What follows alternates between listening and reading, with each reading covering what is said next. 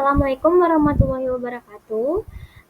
Saya Umi Sakinah dengan NIM 230341114.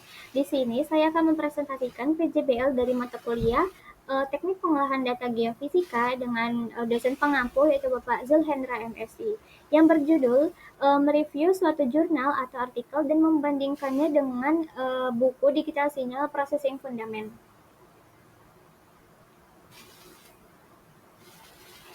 Adapun jurnal yang saya bahas yaitu berjudul Rekonstruksi Spektral pada Data Non-Uniform dengan Penerapan FFT pada Data Klimatologi versus Pendekatan Anti-Leakage atau ELFT untuk data seismik.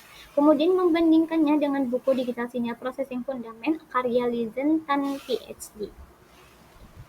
Nah, pada bagian pendahuluan di jurnal dijelaskan bahwa untuk menganalisis pola periodisitas dalam waktu curah hujan dengan menggunakan metode First Fourier Transform atau FFT sebagai alat untuk dalam transformasi spektral. Nah, FFT ini dipilih karena mampu mengekstraksi komponen frekuensi dari sinyal klimatologi secara efisien sehingga periode-periode dominan dan pola osilasi yang berulang dapat diidentifikasi dengan lebih jelas. Sedangkan pada buku Digital Signal Processing Fundament, di mana metode Fast Fourier Transform itu dijelaskan sebagai bentuk komputasi cepat dari Discrete Fourier Transform atau DFT, yang berfungsi mengubah sinyal dari domain waktu ke domain frekuensi dengan efisiensi yang tinggi. Nah, FFT ini bekerja optimal pada data yang tersampling secara seragam, sehingga digunakan untuk mengidentifikasi komponen frekuensi, amplitudo, dan fase dari suatu dalat waktu. Nah, FFT ini juga memiliki beberapa syarat penting, yaitu terutama mengenai uniformitas sampling, panjang sinyal, serta perlunya windowing untuk meminimalkan spectral leakage. Nah, pada bagian pertama yaitu metode yang pertama yaitu anti leakage Fourier transform atau ELFT.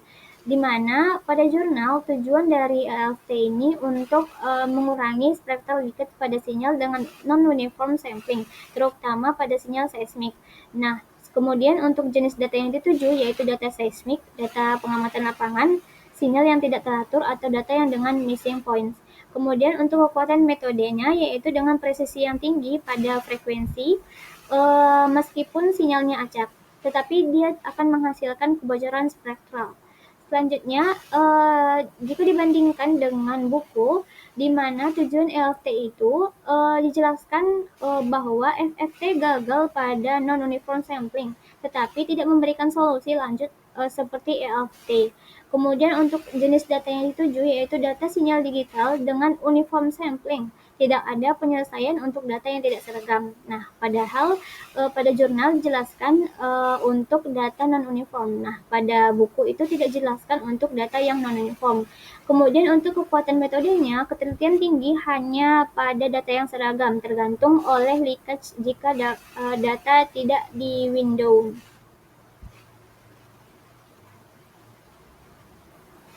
Kemudian pada metode yang kedua yaitu First Fourier Transform yaitu FFT, di mana tujuan penggunaan FFT pada jurnal yaitu untuk menentukan frekuensi atau periode domain dalam curah hujan dan kemudian menguji hubungan dengan fenomena iklim global menggunakan korelasi Pearson.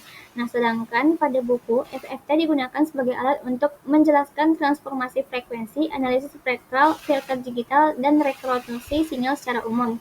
Nah, kemudian pada jurnal rumus matematis dari DFT di mana dituliskan dengan rumus yaitu XK sama dengan sigma dari N sama dengan 1, N sama dengan 0, Xn dikali eksponen pangkat min I dikali 2V Kn per N, di mana rumus ini menjadi dasar semua fungsi yang digunakan.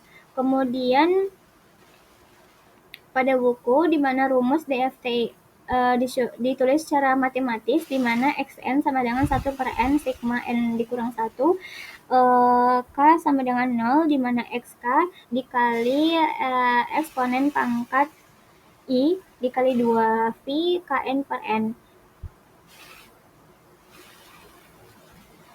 Kemudian untuk spectral leakage-nya, pada jurnal tidak dibahas secara mendalam karena dianggap tidak signifikan pada data curah hujan. Sedangkan pada buku dijelaskan secara rinci termasuk penyebabnya, efeknya, dan solusi dengan menggunakan jendela, yaitu contohnya Hemming. Nah, yang selanjutnya itu windowing. Nah, pada jurnal itu tidak menggunakan windowing function apapun dalam analisisnya karena frekuensi curah hujan dianggap cukup stabil. Kemudian untuk pada buku digunakan windowing untuk meminimalisir terbentuknya spectral leakage. Kemudian untuk keterbatasan metode pada jurnal, FFT itu dianggap cukup akurat untuk data curah hujan, tetapi tidak cocok untuk sinyal yang tidak seragam. LFT itu digunakan pada studi lain untuk mengatasi masalah tersebut. Nah, sedangkan pada buku itu menjelaskan keterbatasan FFT dari sisi matematis secara aliasing, leakage, dan sensitivitas terhadap uniform sampling. Baik, selanjutnya yaitu pada data dan metode analisis spektral, di mana fokus utama pada jurnal yaitu analisis periodisitas curah hujan dengan hubungan dengan ENSO, IOD, dan MJO. Kemudian pada buku itu penjelasan teori fundamental DFT dan FFT dalam pemrosesan sinyal digital. Sedangkan jenis data pada jurnal itu merupakan data klimatologi bulanan atau uniform sampling, dan data pada buku Lizenstein itu sinyal digital umumnya dengan asumsi uniform sampling. Dengan metode yang digunakan yaitu fast Fourier transform, dan pada buku itu digunakan direct Fourier transform dan FFT klasik. Adapun hasil dari interpretasi data pada jurnal, yaitu pada jurnal hasil analisis spektral menggunakan metode First Fourier Transform atau FFT terhadap indeks fenomena iklim global, di mana terdapat gambar satu yaitu periodogram frekuensi FFT di Pole Mode Index atau DMI, dan pada gambar 2 yaitu periodogram periode FFT di Pole Mode Index DMI. Nah, pada grafik periodogram FFT indeks iklim, grafik ini itu menjelaskan bahwa hasil transformasi Fourier dari beberapa indeks iklim utama. Nah, secara visual grafiknya itu pada jurnal terbentuk kurva periodogram yang halus dengan puncak-puncak lebar yang tidak terlalu tajam. Pada grafik terdapat noise alami yang ditimbul karena tidak menggunakan windowing seperti Hemming.